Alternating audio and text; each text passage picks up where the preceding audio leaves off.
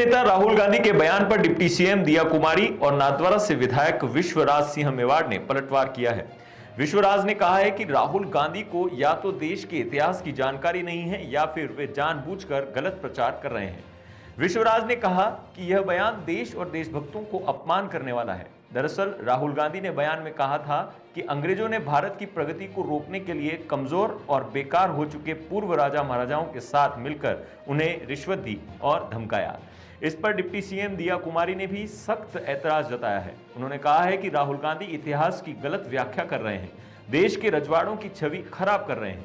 विश्वराज सिंह मेवाड़ ने वर्ष 1950 में इंडियन स्टेट्स के व्हाइट पेपर में स्पष्ट तौर पर लिखा है कि राजा महाराजा और इंडियन स्टेट्स नहीं थे। ब्रिटिश हुकूमत के अधीन देश के एकीकरण के समय राजा महाराजाओं ने जमीन और अन्य संसाधन भारत सरकार को उपलब्ध कराए थे। उन्होंने कहा कि राजा महाराजाओं ने आजादी की लड़ाई में अपना अमूल्य योगदान दिया है।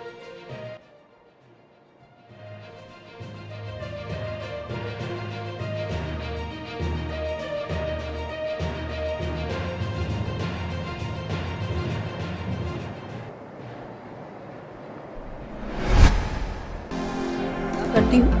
उन्होंने जिस तरह से राज परिवारों को जिस तरह से कहा है कि इन्होंने रिश्वत ली और बहुत ही उल्टा सीधा कहा है, उनको क्या है कि हिस्ट्री की जानकारी नहीं लगती और जिस तरह से राज पर उनको जानकारी लेनी चाहिए, वो एक पार्लियामेंटेरियन है।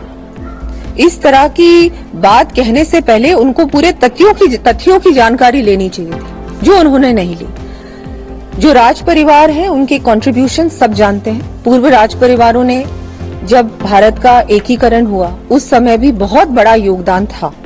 सबसे पहले सारे जो हमारे पूर्व राज परिवार हैं वो आगे बढ़कर उन्होंने जब सरदार वल्लभ भाई पटेल जब उनके आग्रह पे उनके आह्वान पर जब भारत का एकीकरण हुआ, सबसे पहले जितने भी हमारे राज परिवार हैं वो आगे बढ़कर उन्होंने कहा हम सब साथ मिलकर एक नया भारत बनाते। ये सारी बातें मुझे लगता है राहुल गांधी को या तो जानकारी नहीं है या वो जानबूझकर छवि धूमिल करना चाहते हैं, राज परिवारों की समाज को बांटना चाहते हैं, जो कि हमेशा उनकी आदत रही है।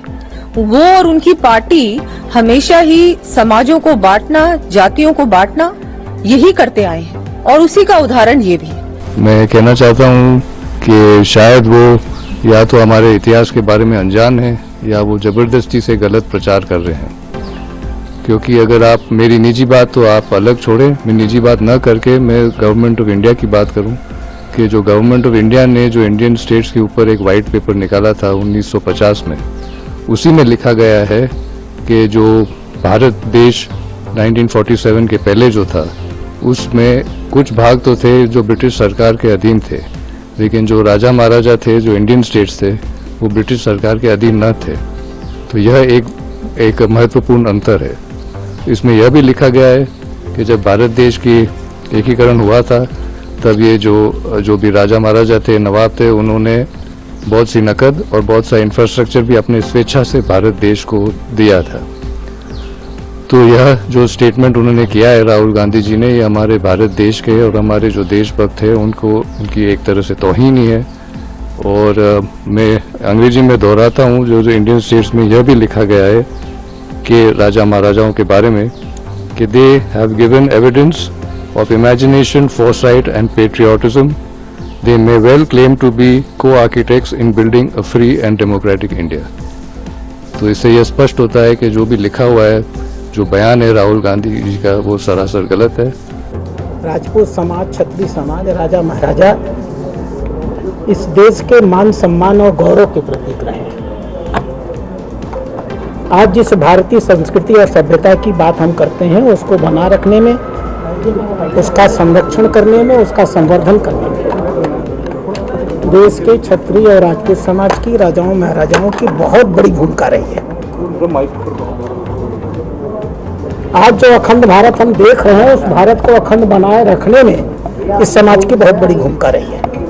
और आज इस व्यक्ति ने अपने आलेख के माध्यम से इस देश के संपूर्ण क्षत्रिय, राजपूत और राजा महाराजा साम्राज्य को इस प्रकार से अपमानित किया। राजस्थान की भूमि पे मैं खड़ा हूँ, राजस्थान के साहित्य सभ्यता के लिए, राजस्थान के अस्मिता के लिए, राजस्थान की संस्कृति के लिए किसी राष्ट्रीय नेता का इतना अपमानजनक आचरण और इतनी अपमानजनक टिप्पणी कतई स्वीकार्य नहीं।